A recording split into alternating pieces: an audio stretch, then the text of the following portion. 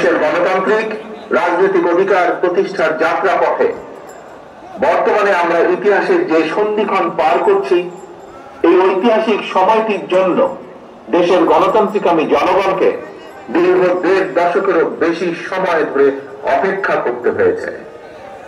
উপস্থিত ভাই বোনেরা, ফ্যাসিবাদ বিরোধী দীর্ঘ সময়ে এই আন্দোলনে আমরা আমাদের হাজারো সহকর্মী সহযোদ্ধাকে হারিয়েছি। আমাদের অনেক সন্তান স্বজনের বুকের তাজা রক্ত দেখতে হয়েছে। বঞ্চিত হয়েছেন বাবা মায়ের জানাজা থেকে অনেকে। সন্তানকে ধরে নিয়ে যাওয়া হয়েছে, স্ত্রীর সামনে থেকে স্বামীকে ধরে নিয়ে যাওয়া হয়েছে, সন্তানের সামনে থেকে পিতাকে ধরে নিয়ে যাওয়া হয়েছে।